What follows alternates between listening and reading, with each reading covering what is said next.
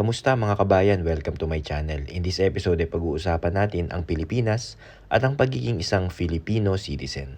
Kung hindi ka pa nakasubscribe ay pasubscribe naman sa ating channel mga katropa. Maraming salamat. Sa panahon ngayon ay napakarami ng mga OFW at mga Pilipinong nag-migrate sa ibang bansa. Patuloy pa itong nadadagdagan. Maraming Pilipino ang gustong umalis ng Pilipinas para subukin ang kapalaran sa ibang bansa. Pinakamaraming pumupuntang Pilipino sa United States of America at sa Canada. Ito ay mga first world country. Hindi naman natin masisisi dahil maganda naman talaga ang benefits kapag ka nag-migrate ka at naging citizen ka sa mga bansang iyon. Halos nasa 200 countries nakakalat ang mga OFW at mga Pilipinong nag-migrate at nagwo-work sa ibang bansa. Pero alam nyo ba na marami pa ring bumabalik sa Pilipinas at pinipili pa rin ang Pilipinas for retirement. And in this episode ay pag-uusapan natin ito.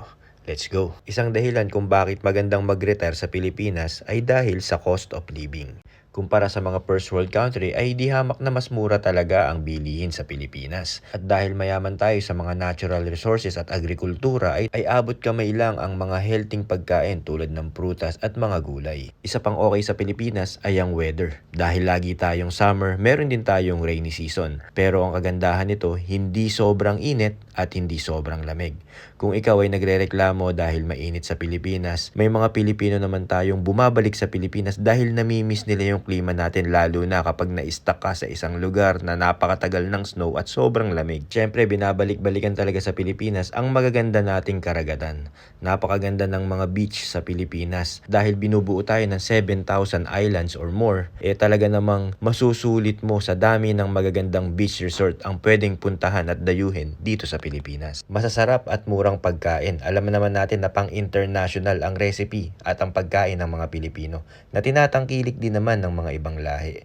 Mula sa mga street foods, mga ihaw-ihaw, Bicol Express, Gotong Batangas, at marami pang iba depende kung saang probinsya ka pupunta, may kanya-kanya silang specialty. Masusulit mo talaga ang iba't ibang klaseng masasarap at murang pagkain sa Pilipinas. At hindi lang yan, dahil diverse ang Pilipinas at maraming mga iba-ibang lahi na tumira na rin dito. Napakaraming international restaurant din dito kahit sa mga mall. Makakakain ka ng mga western food, Arabic food, Korean food, kahit Chinese food, Japanese food, lahat yan matitikman mo at available dito sa Pilipinas. Housing and rental expenses. Affordable ang housing at ang renta sa Pilipinas. At kahit na ikaw ay sumusweldo lamang ng 20,000 pesos, based sa mga stats ay kaya mo nang bumili ng house and lot through Pag-ibig loan. Malakas din naman ang purchasing power sa Pilipinas lalo na kapag sinubukan mo mag 2 to 3 jobs at kasama pa ang iyong side hustle. Ang mga Filipino ay close family oriented. May mga disadvantage to pero marami ring advantage.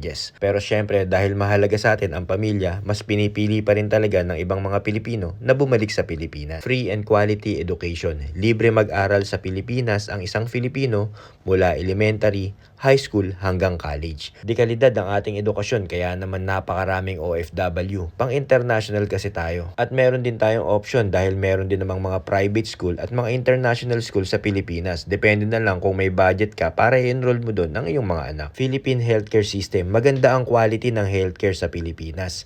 Pasok sa international standard.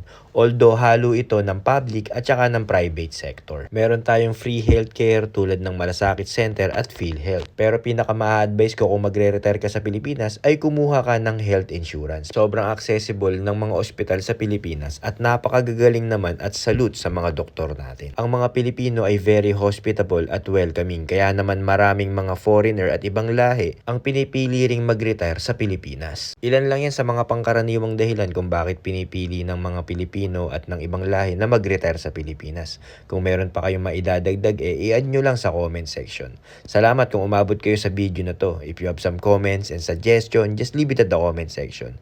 And don't forget to subscribe to my channel. Hanggang sa muli mga kabayan!